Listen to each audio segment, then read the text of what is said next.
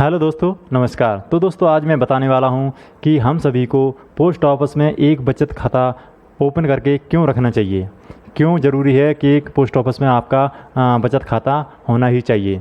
तो हम इसके बारे में आपको विस्तार से बताने वाले हैं। तो आपके पास किसी भी बैंक में अकाउंट हो, जैसे चाहे SBI में हो या कैनरा बैंक में हो, HDFC बैंक में, किसी भी बैंक में सेविंग अकाउंट हो, फिर भी आपको एक बचत खाता पोस्ट ऑफिस में होना ज़रूरी है। पोस्ट ऑफिस में खाता क्यों रखना ज़रूरी है, इसके बारे में हम विस्तार से जानेंगे। पोस्ट ऑफिस में बचत खाता होने से आपके बहुत सारे लाभ मिलते हैं। तो मैं आपको बहुत सारा फ़ायदा बताने वाला हूं। इसके बाद आप खुद सोचने लगेंगे कि चाहे कितने भी खाते हों, फिर भी एक बचत खाता हमारा पोस्ट ऑफिस में होना ही चाहिए। इसके लिए बस आपको इतना करना ज़रूरी है कि आप वीडियो को अंत तक देखें और लाइक ज़रूर करें। यदि आप मेरे सब्सक्राइबर नहीं हैं और वीडियो पहली बार देख रहे हैं तो आप चैनल को सब्सक्राइब कर लें। तो चलिए, पोस्ट ऑफिस का जो बचत खाता है वो अन्य बैंकों की बचत खाताओं की, जहां भी आपने खाता खोल रखा है, की तुलना में बहुत ही बेहतर है। दोस्तों मैं ये नहीं कह रहा हूं कि जो आपके अन्य बैंकों में खाता है उन्हें आपको बंद कर लेना चाहिए या फिर पोस्ट ऑफिस में खाता खोल लेना चाहिए, लेकिन फिर भी आपसे आग्रह करूंगा, यदि आपका पहले से भी कहीं खाता है फिर भी आपको एक बचत खाता पोस्ट ऑफिस में ज़रूर खोल लेना चाहिए, क्योंकि पोस्ट ऑफिस का बचत खाता बैंक खातों की तुलना में कई गुना सिक्योर है और बहुत ही सुरक्षित है। और इसके बारे में बहुत सारी फैसिलिटियाँ बताने वाला हूँ मैं, तथा वीडियो को पूरा देखें ताकि आपको पोस्ट ऑफिस में बचत खाता क्यों ज़रूरी है का पता चल सके। तो दोस्तों अब मैं जो पोस्ट ऑफिस में खाता क्यों ज़रूरी है इसके बारे में बहुत सारी फैसिलिटी हैं बताने वाला हूँ। पोस्ट ऑफिस में हम खाता रखते हैं उसमें हमें क्या क्या फैसिलिटी मिलती हैं, आप देखते हैं इसमें कौन कौन सी फैसिलिटी हमारे को मिलती है। तो सबसे पहली जो फैसिलिटी है, आप देख रहे हैं ATM कार्ड। तो आपको इसमें जब आप पोस्ट ऑफिस में बचत खाता ओपन करा लेते हैं तो आपको बैंकों की तरह इसमें भी एक आप ATM कार्ड उपलब्ध कराया जाता है, जिससे आप 25,000 तक की धनराशि विड्रॉल कर सकते हैं। अब ATM से मतलब ये नहीं है कि आपका मतलब जो ATM कार्ड हुआ मिला है केवल वो पोस्ट ऑफिस के ही ATM में चलेगा, नहीं, ऐसा नहीं है। आप इस ATM से किसी भी बैंक के ATM मशीन से पैसा 25,000 तक विड्रॉल कर सकते हो। इसके अतिरिक्त अब अन्य जो फैसिलिटी है वो है चेकबुक, यानी आपको पोस्ट ऑफिस चेकबुक देने लगी है, जिसको आप ऑल इंडिया में कहीं भी क्लियर करा सकते हो। इसके अलावा आपको नेट बैंकिंग की भी सुविधा मिलने लगी है, जिससे आप पैसा ट्रांसफ़र भी कर सकते हो और वहां जाकर बहुत सी चीज़ें अपडेट भी कर सकते हो। और इसमें अब अन्य एक सुविधा आपको मोबाइल बैंकिंग, इसमें आपको मोबाइल बैंकिंग भी सुविधा उपलब्ध कराई जाती है। इसमें मोबाइल बैंकिंग का यूज़ करना बहुत ही आसान है। जैसे आप कोई ऐप्स डाउनलोड करते हैं वैसे ही आपको मोबाइल बैंकिंग के लिए एक एप्लीकेशन डाउनलोड करना पड़ता है। इस ऐप्स का नाम इंडिया पोस्ट है, जिसे इंडिया पोस्ट पेमेंट बैंक बोलते हैं, जिसे शॉर्ट में आप IPPB भी कह सकते हैं। आप इंडिया पोस्ट ऐप से पैसा ट्रांसफ़र कर सकते हो, पैसा कहीं से भी मंगा सकते हो, मोबाइल रिचार्ज करा सकते हो, DTH रिचार्ज कर सकते हो, वहाँ से लोन का रिपेमेंट भी कर सकते हो, मतलब वो सब कुछ कर सकते हो जो आप अन्य एप्लीकेशन जैसे गूगल पे या फिर UPI जैसे ऐप्स को यूज करके करते हो। तो अन्य जो आपको फैसिलिटी बताने वाला हूँ वो है DBT की सुविधा। यदि आप पोस्ट ऑफिस की जो बचत खाते को आधार से लिंक कराते हो तो आपको गवर्नमेंट से मिलने वाली DBT की भी सुविधा प्राप्त कर सकते हो। इसके अलावा अटल पेंशन, जिसे हम लोग APY के नाम से भी जानते हैं, की सुविधा भी ले सकते हो। इसमें आप जिस प्रकार का प्लान लेना चाहते हो, जैसे कि 2,000, 3,000, 5,000 तक का प्लान लेते हो, उसी प्रकार से आपको पेंशन भी मिलती है। इसके बारे में आप यदि और ज़्यादा जानना चाहते हो तो आप किसी भी पोस्ट ऑफिस से जानकारी ले सकते हो। इसके अलावा PMSBY, जिसे हम प्रधानमंत्री सुरक्षा बीमा योजना के नाम से भी जानते हैं, अगर आप इस खाते से आप प्रधानमंत्री सुरक्षा बीमा योजना लेते हो तो आपको इसमें 2 लाख रुपए तक का एक्सीडेंटल रिस्क कवर मिलता है। अब इसमें चार्ज क्या लगेगा? जो चार्ज होता है वो केवल 12 रुपये पर साल के हिसाब से देना पड़ता है, जो कि 1 रुपये प्रति माह के हिसाब से होता है। ये चार्ज बिल्कुल ना के बराबर होता है, ये चार्ज जो होता है बिल्कुल आपका ना के बराबर होता है। और इसके साथ आपको रिस्क कवर का बीमा भी बिल्कुल फ्री मिल जाता है। लेकिन आप चाहते हैं कि एक्सीडेंटल बीमा नहीं, मतलब ऐसे जीवन बीमा मिले जो जीवित रहने पर इसका फ़ायदा मिल सके। तो इसके लिए है प्रधानमंत्री जीवन ज्योति बीमा योजना। इस योजना में आपको केवल 330 रुपये पर साल के हिसाब से चार्ज देना पड़ता है, जिसमें आपको जीवन भर के लिए लाइफ इंश्योरेंस मिल जाता है, जो ज़िंदगी में आपको जीते जी मिल जाएगा। इसको कराने के लिए इसमें आपका आयु 18 से 50 वर्ष के बीच होनी चाहिए। यदि इसके अंदर आपकी आयु है तो आप किसी भी पोस्ट ऑफिस से इस योजना को ले सकते हो। इस प्रकार इसमें इतनी सारी फैसिलिटी मिल रही हों तो पोस्ट ऑफिस में आपको एक बचत खाता तो खुलवा ही लेना चाहिए। इसके अलावा आपको मैं बहुत सारी फैसिलिटी और भी बताने वाला हूं।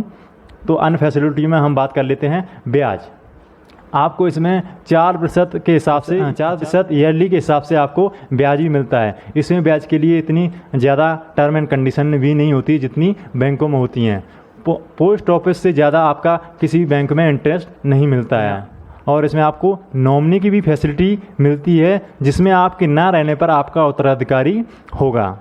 इसके अलावा आप इसमें बच्चों का भी अकाउंट खोल सकते हैं।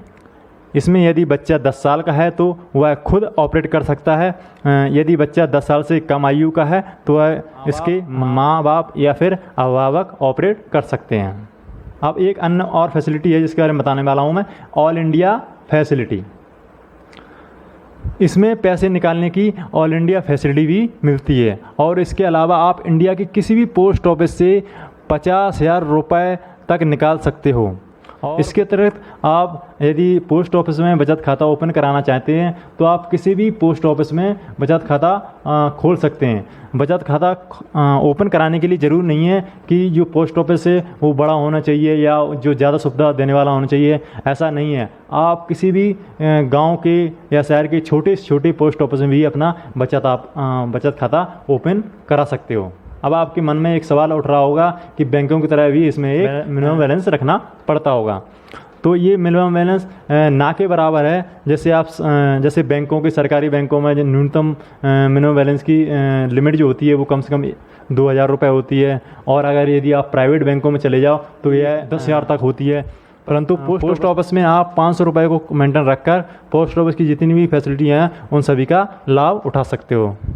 अब एक अन्य फैसिलिटी इसके बारे में बताने वाला हूँ मैं कि आप कितना ऑनलाइन और कितना नगद में इसका बचत खाते से ट्रांजैक्शन कर सकते हो। तो इसमें आपको 10 लाख रुपए तक का ऑनलाइन ट्रांजैक्शन कर सकते हो। इसमें आपको 10 लाख रुपए तक की आपको लिमिट मिलती है सालाना।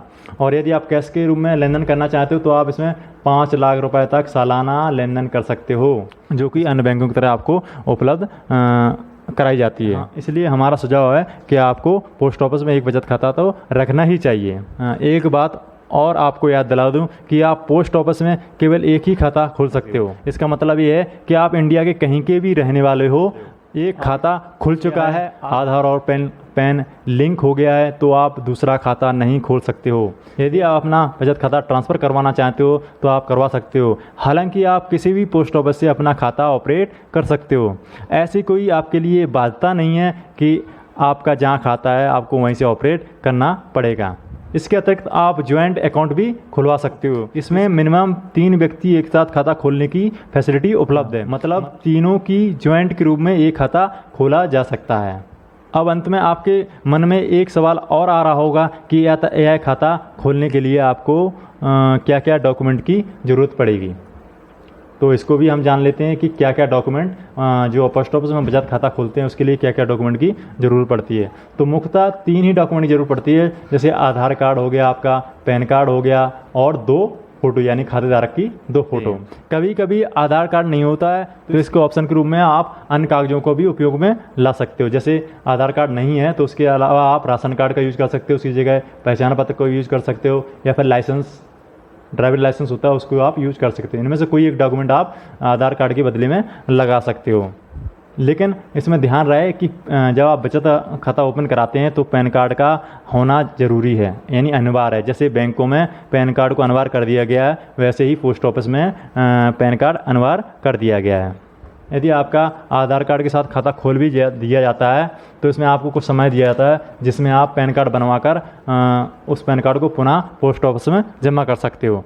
अर्थात आपको पोस्ट ऑफिस में खाता खोलने के लिए मूल रूप से एक आधार कार्ड की कॉपी, एक पैन कार्ड की कॉपी तथा 2 फोटो का लेकर जाना ही चाहिए। ये कागज़ आप लेकर यदि पोस्ट ऑफिस में जाते हैं तो आपका हाथों हाथ बचत खाता खोल दिया जाता है।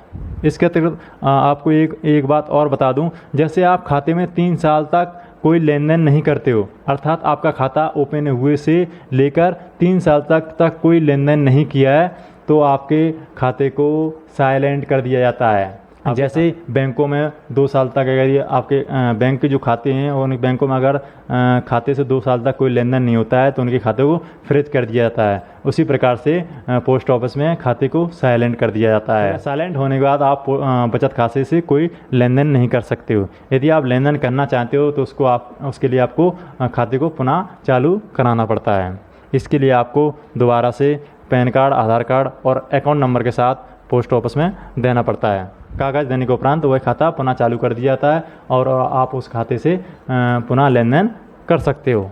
तो दोस्तों, आज मैंने आपको बताया कि पोस्ट ऑफिस में खाता खोलने के लिए कौन कौन से फ़ायदे हैं। तो इसमें बहुत सारे फ़ायदे हैं, इतने सारे फ़ायदे आपको बैंक भी नहीं देता है। तो दोस्तों, हमारा तो मानना यही है कि हर किसी का पोस्ट ऑफिस में एक बचत खाता होना ही चाहिए। तो दोस्तों, इससे संबंधित या बैंक से संबंधित या फिर इंश्योरेंस से संबंधित या फिर किसी भी प्रकार की नॉलेज चाहिए हो तो आप हमें कमेंट बॉक्स में मैसेज कर सकते हो। धन्यवाद।